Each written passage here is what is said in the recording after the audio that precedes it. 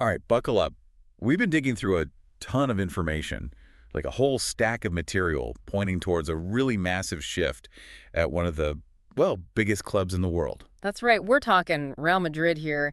Every single thing they do creates waves, but this feels particularly big. We've really tried to get into everything around this major leadership change. Yeah, and our goal for this deep dive is pretty straightforward. Yeah. Figure out what's actually going on, why it feels so important right now, and try to see what it might mean for Real Madrid down the line. Should be quite a conversation. Definitely. So let's get straight to it. The headline news, the sort of bombshell, really, is Xabi Alonso. He's the new head coach of Real Madrid. Yeah, officially announced May 25th, 2025, though he doesn't actually start the job until June 1st. Right, June 1st. And it's not just a quick fix, is it? It's a proper commitment. Exactly. A 3-year deal takes him right through to June 30th, 2028. So they're planning long-term, it seems. And you just can't talk about Alonso coming in without, acknowledging who he's replacing. Carlo Ancelotti. A legend. Oh, absolutely. Ancelotti's achievements at Madrid across both his spells. I mean, it's staggering. What was it, 15 titles? 15 titles, Yeah. including 3 Champions Leagues, 2 La Ligas. Yeah. His impact is just immense. It really is an indelible mark on the club. And Ancelotti's not just stepping aside, is he? He's got his next move lined up. Yeah, straight into another huge job. He's off to manage the Brazil national team. Started like the day after the announcement, May 26th.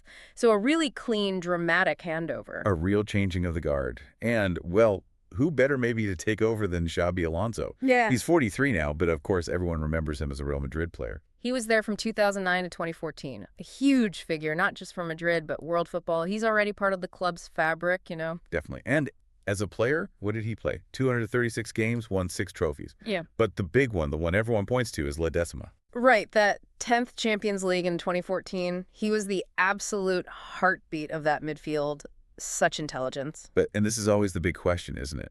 Being a legendary player doesn't automatically translate to being a top coach. Not at all. We've seen that time and time again. It's a totally different skill set, different pressures, different kind of leadership required. So his coaching journey is really interesting then. He started right back at Real Madrid, didn't he, with the U14s? Yeah, getting his badges, learning the ropes from the ground up within the club structure.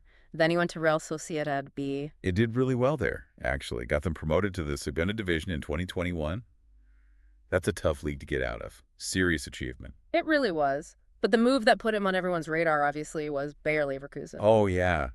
He took over in October 2022, and they were in trouble, weren't they? Down near the bottom of the Bundesliga. They really were. And what he did next was, well, almost unbelievable. That 2024 season, I mean, words almost fail you. An unbeaten domestic double.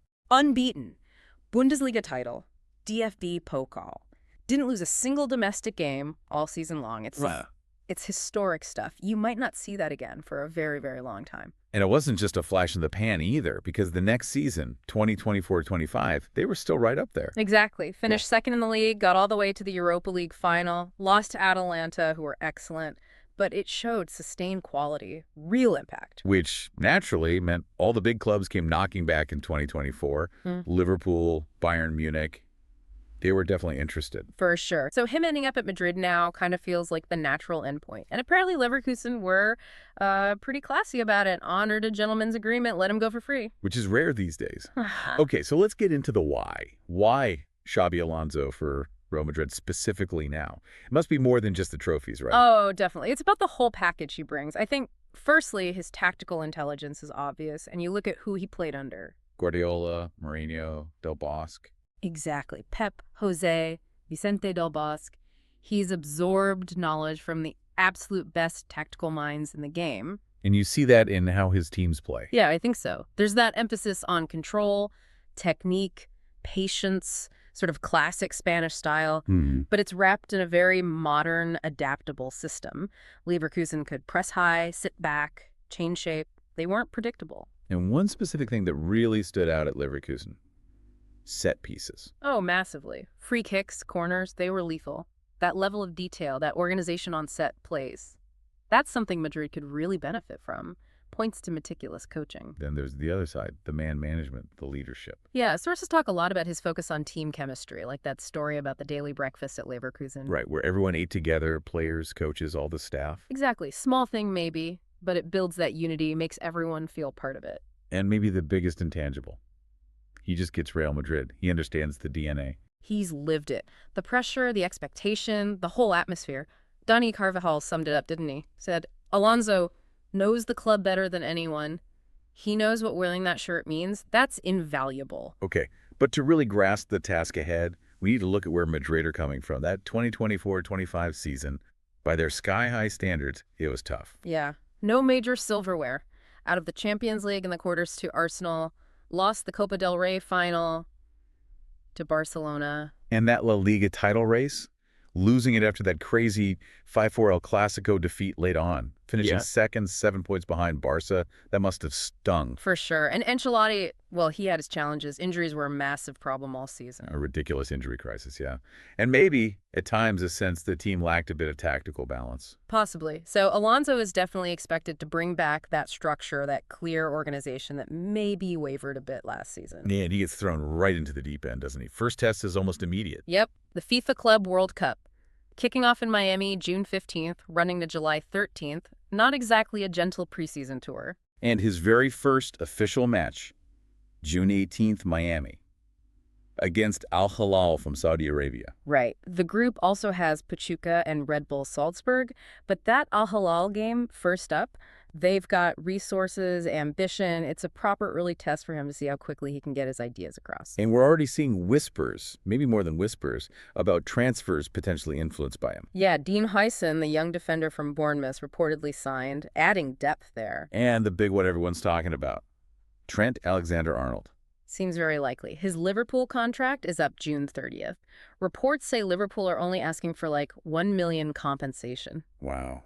Imagine Alexander-Arnold's delivery combined with Alonso's focus on set pieces. Could be devastating. And there's also chatter about Alvaro Carreras from Benfica for left-back cover or competition. Seems like moves towards maybe younger, more versatile players in certain areas. Could be. But look, whoever comes in, the challenges at Madrid are just immense. Oh, absolutely. The pressure is unlike anywhere else. The Bernabeu demands success instantly. And navigating the internal club politics, managing that dressing room packed with global superstars, it's a unique test. Results have to come fast. A big one will be getting Jude Bellingham back to that unbelievable level he showed initially. Yeah, that'll be key. Maybe Alonso tweaks the system. There's talk he might use a 3-4-2-1 sometimes, find ways to really unlock Bellingham again. And dealing with those injuries, that needs sorting. The fitness staff, Perella and Encinas, they'll be under the microscope. Definitely. Player availability has to improve, and just fundamentally embedding his tactical structure, his way of playing, across a whole squad. That's the core job. So if we picture the Alonso effect on the pitch, what are we thinking, based on Leverkusen?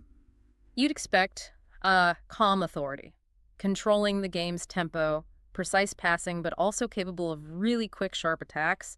And yes, a big improvement on set pieces, especially if TAA arrives. And off the pitch, what's the Alonso effect there? It seems to be about his charisma, that coolness he projects. He connects well, doesn't he? With players, staff, fans. That image of him taking the whole backroom team over to the Leverkusen fans after they won the title, that said a lot. It really did. About building a collective spirit. And, you know, before we look too far ahead, it feels right to just nod again to Ancelotti leaving. A true giant. Absolutely. A wise, experienced head passing the baton, really, to the younger, maybe more revolutionary figure. It's quite symbolic. Does it feel like more than just a coach swap? Like maybe a bit of a philosophical shift for Madrid? It could be. Maybe leaning a bit more towards youth, tactical flexibility, building something sustainable with Alonso rather than just relying purely on established Galacticos, perhaps? It's an interesting mix, isn't it? That Real Madrid demand for star power combined with Alonso's very structured, modern methods. There's always uncertainty with such a big change, obviously, but you can't deny the excitement around what Alonso could achieve there. It feels very real. So yeah, that's the situation. Xabi Alonso steps into what might just be the toughest job in football management. The transition is happening, and the challenge is huge, but so is the opportunity. Absolutely. And considering that incredible, almost storybook success at Leverkusen, contrasted with the absolutely unique, relentless pressure cooker of the Bernabeu, it really leaves you wondering, doesn't it? Is Xabi Alonso the guy to build the next great Real Madrid dynasty, maybe even eclipse some past legends? Or, for all his obvious talent, is he destined to be just the next compelling chapter in this club's story of constant change and high-stakes drama? What parts of his approach, his tactics, his personality, what do you think will be most crucial for him to succeed, or indeed fail, in Madrid?